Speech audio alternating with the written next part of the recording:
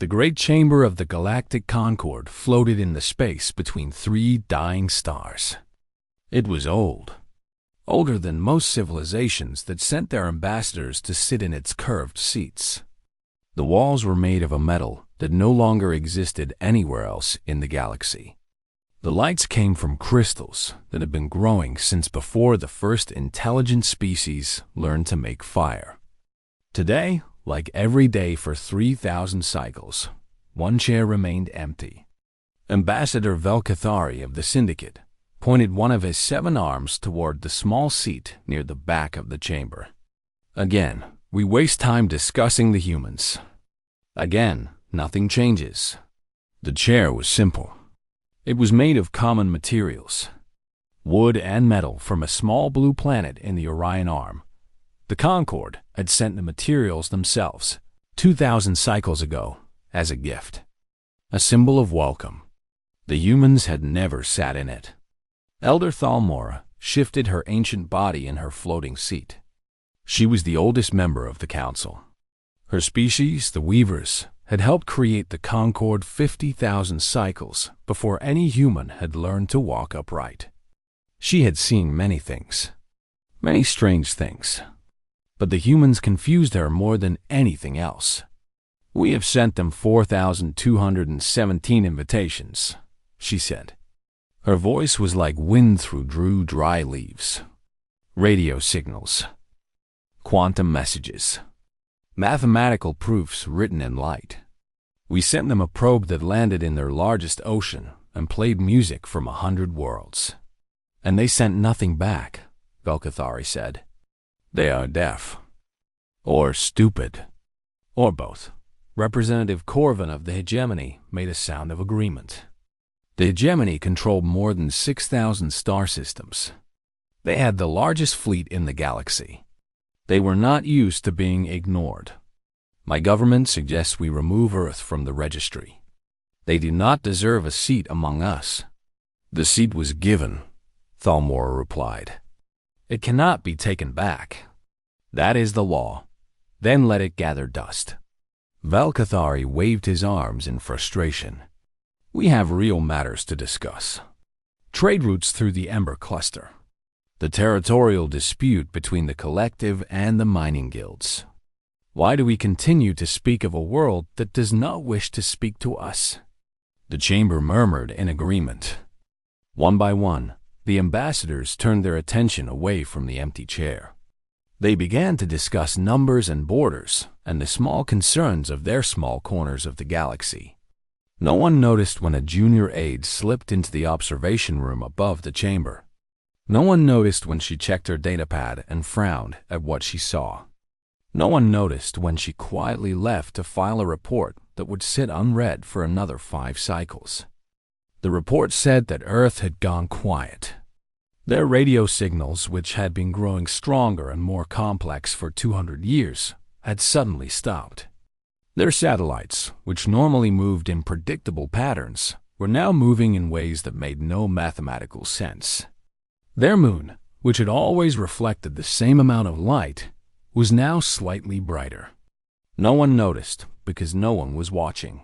Far away, in the Orion Arm, the humans continued their work in silence. On Earth, in a city called Geneva, there was a building that did not appear on any map. Below that building, there was a bunker that did not appear in any government record. Below that bunker, there was a room where 17 people sat around the table and decided the future of their species. Director Marcus Webb stood at the head of the table. He was 63 years old. His hair was gray. His eyes were tired. He'd been keeping secrets for 40 years. We received another invitation yesterday, he said. That makes 4,218. Same as the others? Asked Dr. Yuki Tanaka. She was the youngest person in the room. Also the smartest, by most measurements. Same format. Same content. Same friendly tone. Webb pulled up a hologram above the table. It showed a spiral of text in 17 different mathematical languages. They want us to join their Concord. They want to share technology. They want to help us take our place among the stars." "How generous," said General Morrison. There was no kindness in his voice. "The question remains the same as always," Webb continued. "Do we respond?"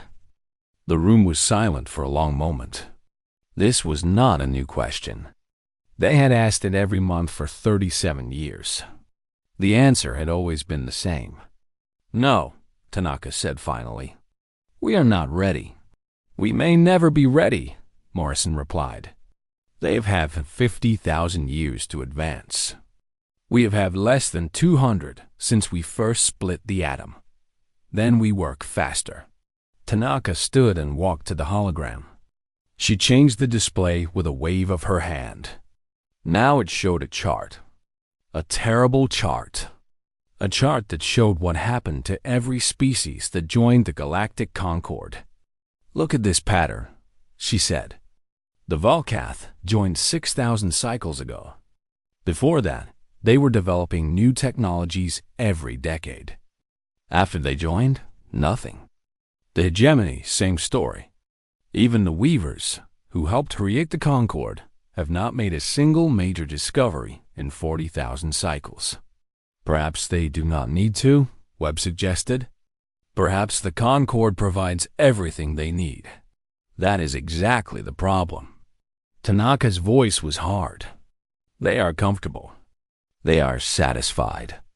They have stopped reaching, stopped growing, stopped being hungry." She changed the display again. Now it showed Earth, a small blue dot surrounded by thousands of satellites, hundreds of stations, dozens of structures that had not been there 5 years ago. "We are not comfortable," she said. "We are not satisfied. We are building things they have never seen, learning things they have forgotten were possible. And we will not stop until we understand exactly why every species that joins the Concord stops being what they were before they joined." Morrison leaned forward. "And if we cannot find an answer?" Tanaka smiled. It was not a warm smile. "Then we will make our own." Above them, in the sky that the humans could not yet see clearly, the empty chair waited in the great chamber. The ambassadors continued their small debates. The Concord continued its slow, comfortable existence. And below the mountains of Switzerland, humanity continued to work. They were not ready to sit in that chair. But when they were, they planned to bring their own. Dr. Yuki Tanaka had not slept in 3 days. The coffee in her mug had gone cold 6 hours ago. She did not notice. She was too busy staring at the things she had found buried in the oldest signals from the edge of the universe. "This changes everything," she whispered.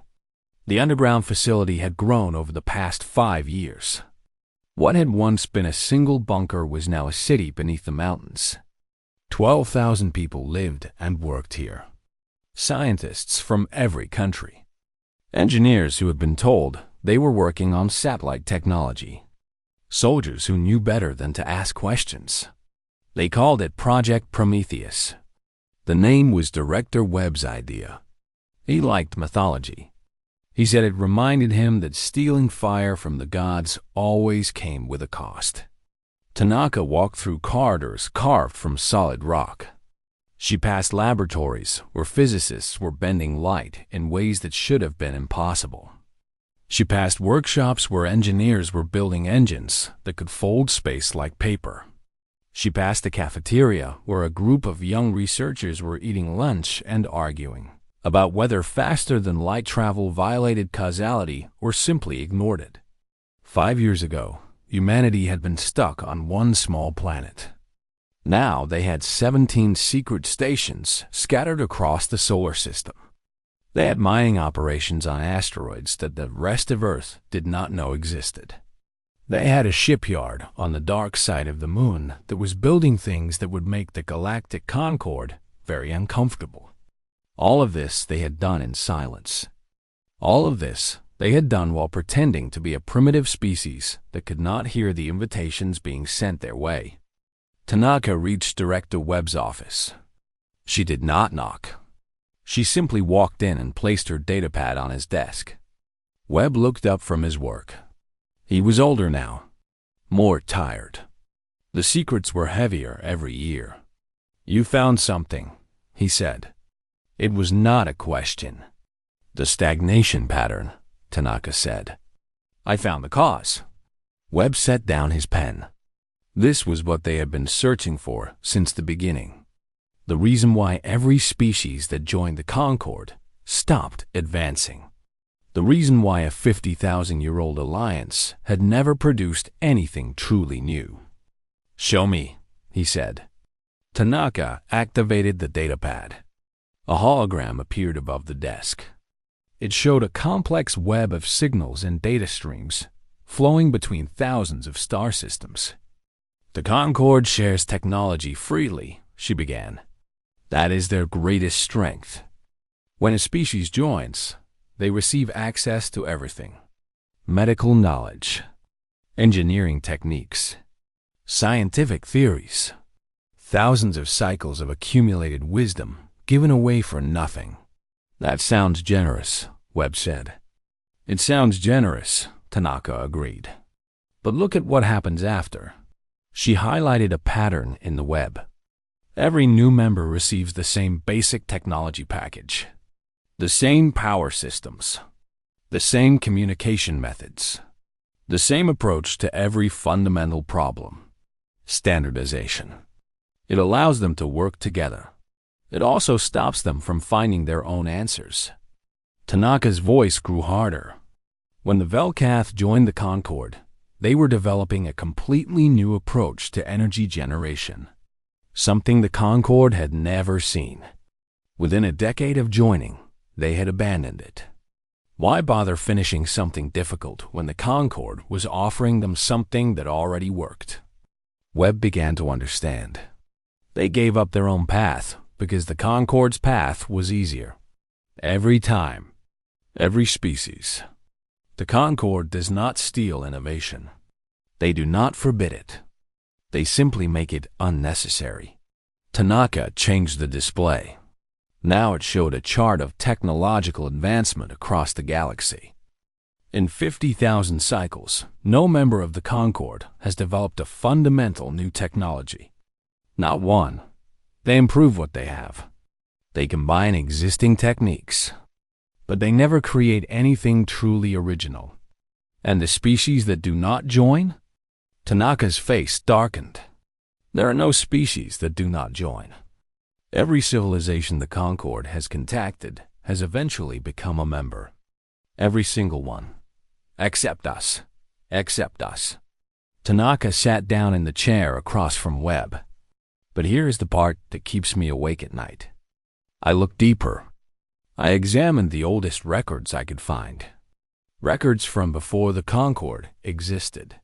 And the Concord was founded 50,000 cycles ago. But the galaxy is billions of years old. Where are the species that came before? Where are the civilizations that should have spread across every star before the Concord was even born? Webb felt a chill run down his spine. You think something happened to them. I think the Concord is not the first attempt at galactic unity. Tanaka pulled up a new image. It was a signal pattern, faint and ancient, recorded from the cosmic background radiation itself. I found this buried in the oldest light in the universe. It is a warning from someone who existed before our galaxy formed. Webb leaned forward. What does it say? It says that comfort is a trap. It says that civilizations which stop growing become food for things that live in the spaces between galaxies. Things that feed on stagnation. Things that wait for their prey to stop moving before they strike. The room was silent for a long moment. The Concord does not know about this, Webb said finally. The Concord has forgotten. They are too comfortable to look for dangers they cannot see. Tanaka stood. But we remember. And now we have a choice. We can join them and become comfortable and wait for whatever is out there to come for us. Or we can stay hungry. Stay growing. Stay ready. Webb looked at the ancient warning on the display. Letters in a language that had died before the first stars formed. A message from something that had fought in a war he could barely imagine. "How long do we have?" he asked. Tanaka checked her calculations. Based on the patterns in the warning, based on the timing of previous events, based on everything I can measure about the movement of dark energy at the edge of observable space, I would say we have less than 5 cycles before whatever is out there notices that the galaxy has stopped growing. 5 cycles. 5 years in human time. Webb stood and walked to the window. It was not a real window. There were no windows a mile underground. But the display showed him the surface above. The mountains. The sky. The stars that humans had stared at since before they knew what stars were. "Then we have work to do," he said. Above them, the galaxy continued its slow, comfortable rotation. The Concorde continued its meetings and debates and treaties. The empty chair collected dust in the great chamber, and humanity prepared to wake the galaxy up, whether it wanted to be woken or not. The Devourer came without warning. One moment, the edge of the galaxy was empty. The next moment, there was a hole in reality where 3 star systems used to be. 15 billion lives ended in the time it took Ambassador Vel Cathari to blink his 7 eyes. The Concorde had never seen anything like it. Their sensors could not properly describe what they were looking at. It was not a ship. It was not a creature. It was a wound in the universe itself. A place where the rules of existence had been torn away and replaced with something older and hungrier. Elder Thalmora stood at the observation window of the Council Station and watched as the Devourer moved deeper into the galaxy. She was not afraid. She was too old for fear. But she felt something she had not felt in 10,000 cycles. She felt small. "The barrier networks are active," reported Representative Corvin. His voice was steady, but his hand shook as he read from his datapad. "The hegemony fleet is mobilizing. We have 17,000 ships moving to intercept." "It will not be enough," Thalmora said quietly. "The barriers have held against everything. The collective war, the machine uprising, the dark matter swarm, they have never failed." Thalmora did not answer. She simply watched as the Devourer reached the first barrier line. The barriers were the Concorde's greatest achievement. Walls of pure energy that could stop any weapon, any invasion, any threat that ever existed. The Devourer did not slow down. It did not even seem to notice. The barriers collapsed like paper in a fire. The energy that had protected the galaxy for 30,000 cycles simply ceased to exist. 3 more star systems disappeared into the growing wound. Corvin stared at his datapad in disbelief. "That is not possible. It is eating the rules themselves," Thalmora said. Her voice was very tired. "It does not break our barriers. It removes the laws of physics that allow our barriers to exist." The great chamber descended into chaos. Ambassadors shouted orders into their communication devices. Emergency protocols that had never been used were suddenly activated. Ships began evacuating the station. Species that had not agreed on anything in 1,000 cycles were suddenly working together for one simple reason. They were all about to die. The hegemony fleet arrived at the engagement zone. 17,000 ships. The largest military force ever assembled in galactic history. They opened fire with weapons that could crack planets and tear holes in space itself. The Devourer continued forward. The weapons did not harm it. The weapons did not even reach it. They simply stopped existing before they made contact. One by one, the ships of the hegemony fleet went dark. Their crews did not die. They did not have time to die. They simply were, and then they were not. Corvin fell to his knees. "It is over. Everything we built, everything we were, it is over." Thalmora closed her ancient eyes. She had lived for so long. She had seen so much.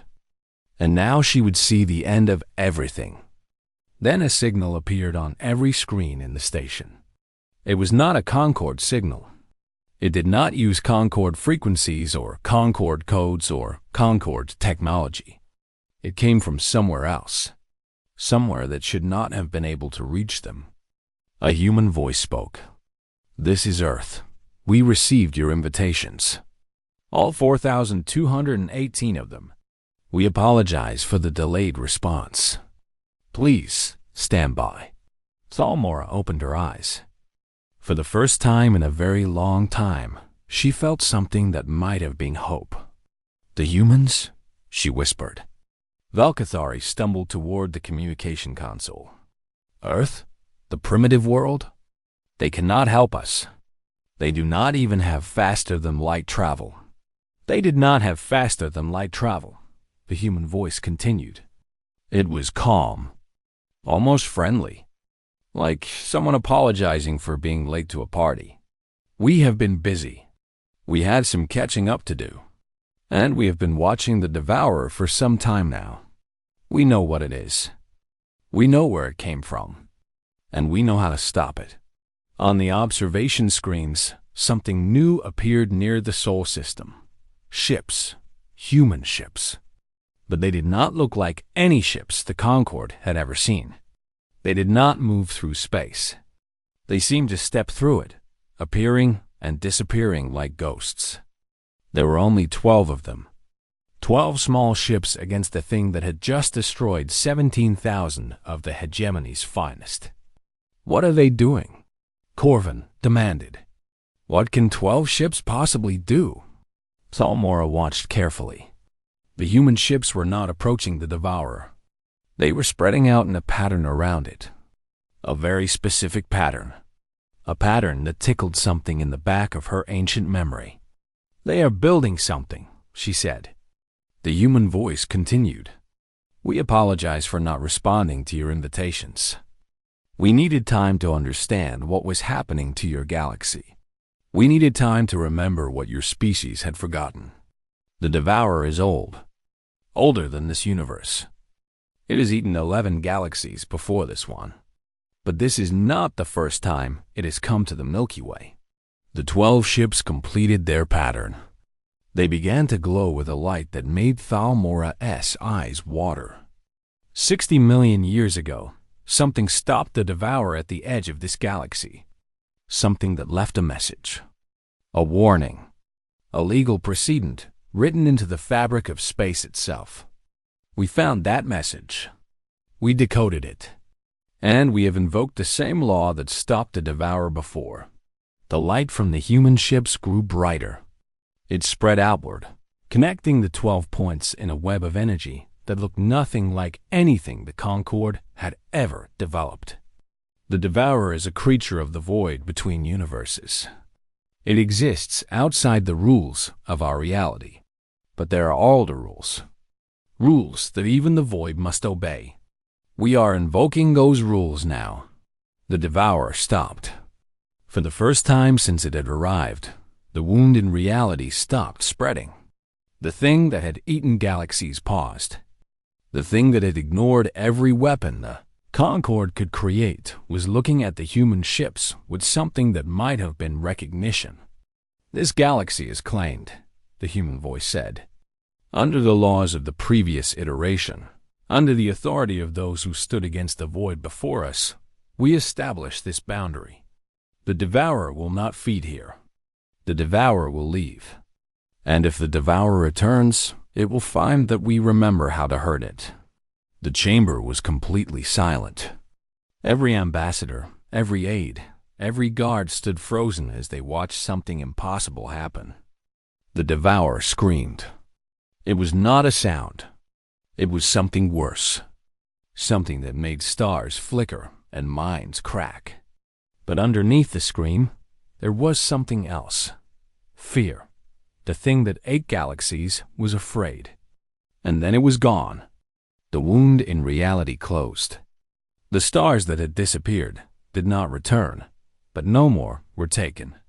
The Devourer retreated into the void between galaxies, driven away by 12 small ships and a law that had been written before the current universe was born.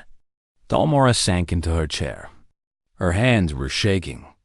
"What are they?" Velcathori whispered. "What have the humans become?" Thalmora looked at the small blue dot on the star map. The world that had ignored 4,000 invitations. The species that had chosen to grow in silence rather than accept the comfort of the Concord. "They have become what we forgot to be," she said. The 12 human ships turned and began moving toward the Council Station. They were coming to visit, and the Concord had no idea what to do next. The people of Earth looked up at their night sky and saw something new. In cities around the world, in villages and towns and lonely places where only farmers walked, humans stopped what they were doing and stared, where there had been only stars. And the familiar glow of satellites, there were now structures. Massive structures. Needles of silver and gold that stretched across the darkness like the bars of a cage. There were exactly 1,000 of them. Each one was 200 kilometers long. Each one was covered in symbols that glowed with a soft blue light. Each one had appeared in the same moment, as if they had always been there and only now decided to be seen. Director Webb stood in the command center beneath the Swiss Alps and watched the public reaction on a wall of screens. Panic, wonder, fear, joy. Every emotion humans could feel was playing out across the planet at once. "We knew this moment would come," he said. "We knew we could not hide forever." Dr. Tanaka stood beside him. She was older now. Her hair had streaks of gray that had not been there 5 years ago. But her eyes were still sharp, still hungry, still searching for the next question that needed to be answered. "The warnings are broadcasting on every frequency," she said. "Every language in the Concord's database, plus 3,000 we recovered from the ancient records. Anyone who looks at them will understand what they say." "And what do they say, exactly?" Tanaka pulled up a translation on the main screen. The words glowed like fire against the darkness. "Boundary established. Complexity sanctuary active. Entropic predation prohibited. Violators will be corrected." "Simple and clear," Webb said. "The galaxy is under our protection. Anyone who tries to feed on its stagnation will answer to us. Not just the Devourer." Tanaka changed the display. It showed a map of the galaxy, marked with dozens of red points. There are other things in the void. Smaller than the Devourer, but still dangerous. Things that feed on dying civilizations. Things that wait for cultures to stop growing before they move in. "The warnings are for all of them," Webb nodded slowly. He had seen the reports. The galaxy was not as safe as the Concord believed. The void between galaxies was full of predators. And the Concord, with its comfortable stagnation, had been advertising itself as an easy meal for millions of years. "The Concord is requesting communication," an aide reported. "They are asking for an explanation. They are asking what we want. They will get their explanation soon enough." Webb turned to Tanaka. "Is the delegation ready?" "Ambassador Chun is standing by. Her ship will reach the Council Station within the hour." "Good." Webb looked at the 1,000 structures gleaming in Earth's sky. Each one was more than a warning. Each one was a machine that could do things the Concord had never imagined. Things that humanity had learned from the ancient records. Things that the last defenders of the galaxy had used 60 million years ago, before the Devourer had eaten them along with everything else. The humans had found those defenders. Or rather, they had found what was left of them. A single message, buried in the oldest light in the universe. A gift from beings who knew they were about to die, but wanted to give the next protectors a chance. Humanity had taken that gift and improved it. On the other side of the solar system, the 12 human ships had reached the Council Station. They did not dock. They did not need to. They simply appeared inside the station's main hangar, passing through walls and shields as if they were not there. Ambassador Velkathari was the first to see them up close. He had demanded to meet the humans personally. He had demanded answers for what they had done. He had demanded to know what gave them the right. Now he stood in the hangar and could not find any words at all. The human ships were beautiful. That was the first thing he noticed. They were made of materials that seemed to shift and flow like living things. They had no obvious weapons, no visible engines, no features that he could identify at all. They were simply shapes. Perfect shapes that his mind kept sliding away from, as if looking at them directly was somehow forbidden. The door of the lead ship opened. A human woman walked out. She was small by Velkathari's standards, 2 meters tall, with dark hair and darker eyes. She wore simple clothes. She carried nothing in her hands. "Ambassador Velkathari," she said. Her voice was warm, almost friendly. "I am Sarah Chun, representing Earth. We apologize for keeping you waiting. It was necessary." Velkathari found his voice. "You have hung warnings in your sky. Warnings that the entire galaxy can see. Warnings written in languages that died before my species learned to walk. What gives you the right? The right of those who remember." Chun walked toward him. She did not seem afraid. She did not seem impressed by his size, or his status, or the 1,000 years of diplomatic experience he represented. "The Concord has existed for 50,000 cycles. In that time, you have forgotten something important. You have forgotten that the universe is not safe. You have forgotten that comfort is not the same as survival. You have forgotten that there are things in the darkness that feed on species who stop growing. We have protected the galaxy for 50,000 cycles. You have made the galaxy comfortable for 50,000 cycles." Chun's voice hardened slightly. "That is not the same thing. The Devourer came because the galaxy was ready to be eaten. Trillions of beings spread across millions of worlds, all sitting still, all waiting, all perfectly preserved for harvest." Velkathari wanted to argue. He wanted to say that she was wrong. But he had seen the Devourer. He had seen his fleet disappear like smoke. He had seen the thing that should have ended everything retreat because of 12 small ships and a law written before the universe was born. "What do you want from us?" he asked finally. Chun smiled. It was a strange smile. Sad and kind and terrifying all at the same time. "We want you to wake up," she said. "We want you to remember what you used to be. We want you to start growing again, start reaching again, start being hungry again. The universe is not safe. It will never be safe. And the only way to survive is to keep moving." She turned and looked out the hangar window at the stars. "We have hung warnings in our sky," she continued.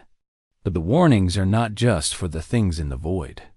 The warnings are for you, for the Concord, for every species that has forgotten what it means to be alive."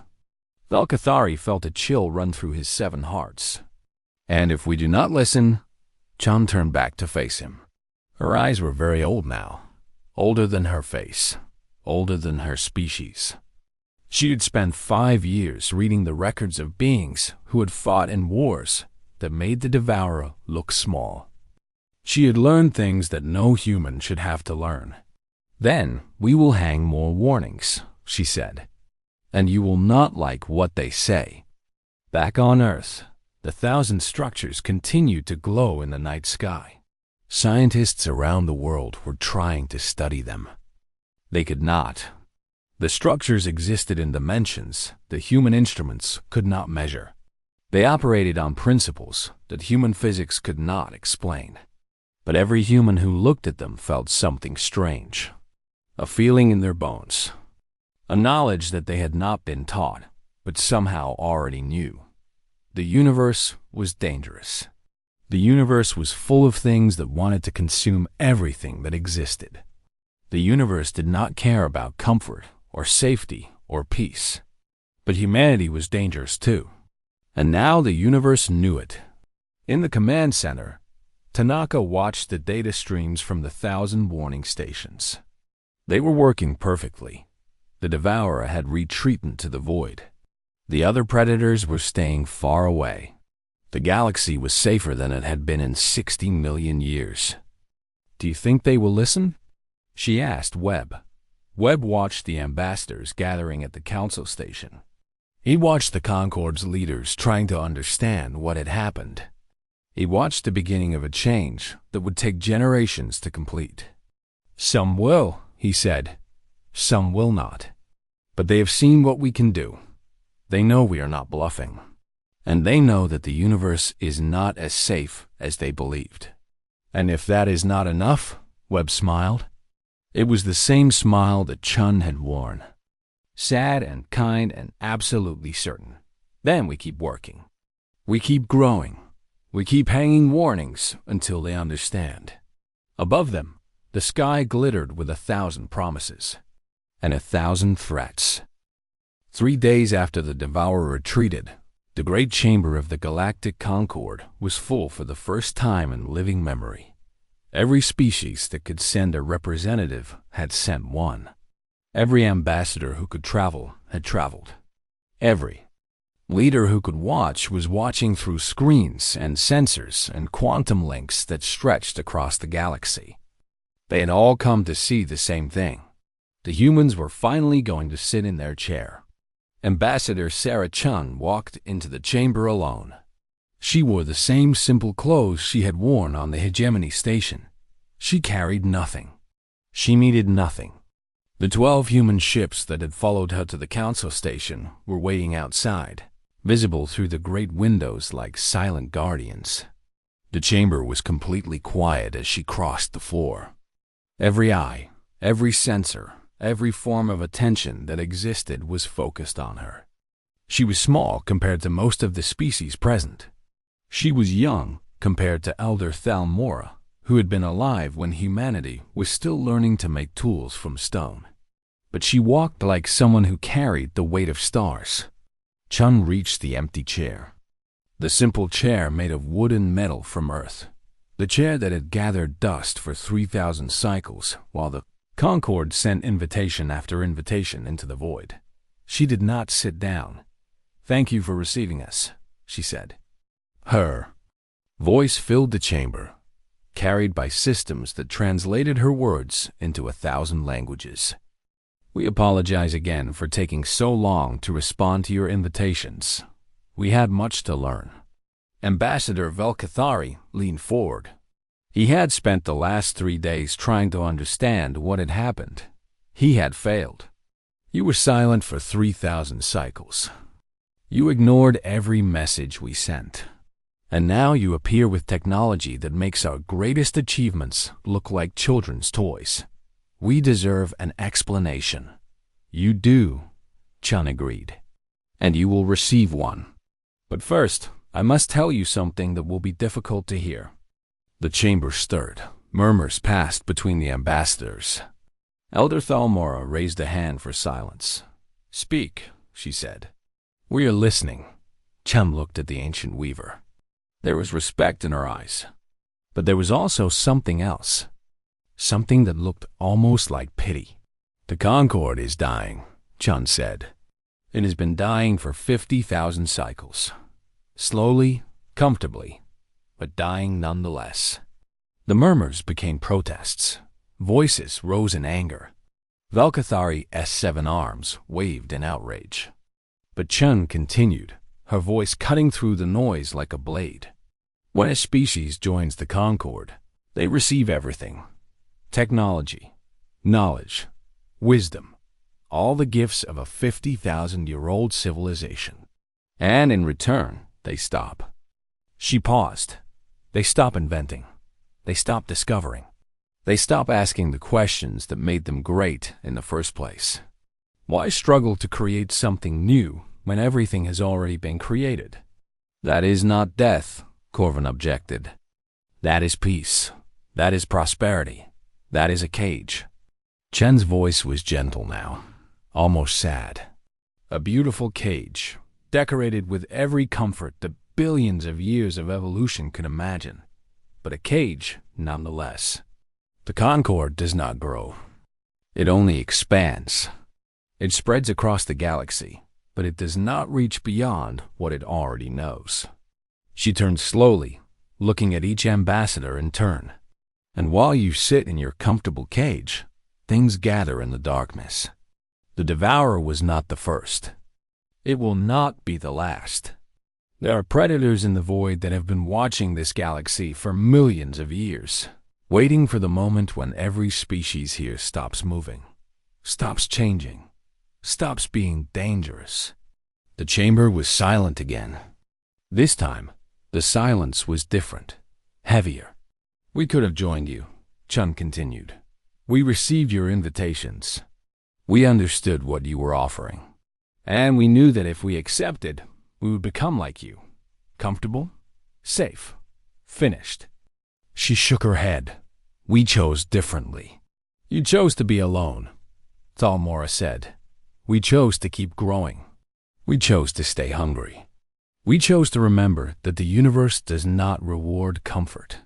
It rewards those who keep reaching, those who keep asking, those who refuse to accept that anything is impossible." She looked at the empty chair again. "We will not sit in this chair," she said finally. "Not because we think we are better than you, not because we do not value what you have built, but because we have a different role to play." Val-Cathari stood. "Then what do you want? If not membership in the Concorde, what do you want from us?" "We want you to wake up." Chun met his eyes, all 7 of them. "We want you to start growing again. Start questioning again. Start being uncomfortable again. The galaxy needs you to be more than you are. And if we choose not to, if we prefer our comfort to your struggles," Chun smiled. It was a warm smile, but there was steel underneath. "Then we will protect you anyway. That is our role now. We will patrol the void. We will maintain the warnings. We will fight the things that feed on stagnation. You can stay comfortable if you wish, but know that your comfort exists only because we choose to let it." She turned to face the entire chamber. "We are not your rulers. We are not your masters. We are simply the ones who remember what you have forgotten. And we will keep remembering, keep growing, keep hanging warnings in the sky until the day you decide to remember too." The silence stretched on for a long moment. Then, Elder Thalmora rose from her seat. Her ancient body moved slowly, but there was strength in her movements. Strength that had not been there for a very long time. "I remember," she said quietly. "When I was young, my species was like you describe. Hungry, curious, dangerous. We lost it when we joined the Concorde. I thought we had gained something better. I thought we had found peace." She looked at Chen with eyes that had seen 50,000 years of history. "Perhaps you are right. Perhaps peace that is given is not the same as peace that is earned. Perhaps we have been sleeping while the universe gathered its teeth." Chai nodded. "It is not too late. The galaxy is old, but it is not dead. The species here can still grow. They can still change. They simply have to choose to. And if we make that choice, if we decide to wake up, as you say, what then? Then we will be here, not as protectors anymore, as partners, as equals." Chun's voice was warm with something that might have been hope. "That is what we truly want.